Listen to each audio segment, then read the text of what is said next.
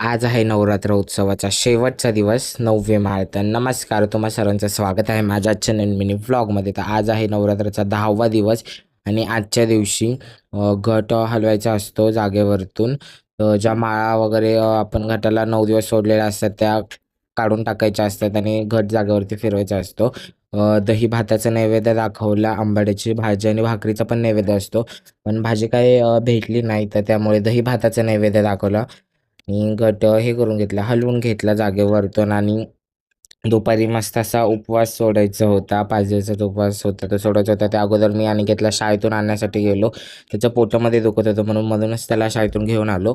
आणि ही चपाती, भाजी, बटाट्याची भाजी होती, मस्त डाळ, भात, खीर, मस्त असा मेन्यू केलेला उपवास सोडायला. मस्त असं जेवण करून घेतलं. 5 दिवस मी बिना भाताचं राहिलो. मला विश्वास बसत नाही आहे, 5 दिवस मी काय भात वगैरे काय खाल्ला नाही. दुपारी मस्त अशी देवीला ह्या स्टाईलमध्ये, गुजराती स्टाईलमध्ये साडी नेसवली आणि 4 वाजता कॅम्पमध्ये गेलो, कारण की फुलं वगैरे आणायची होती. हे सोनं आणायचं होतं, 5-6 जोडे सोनं घेऊन आलो.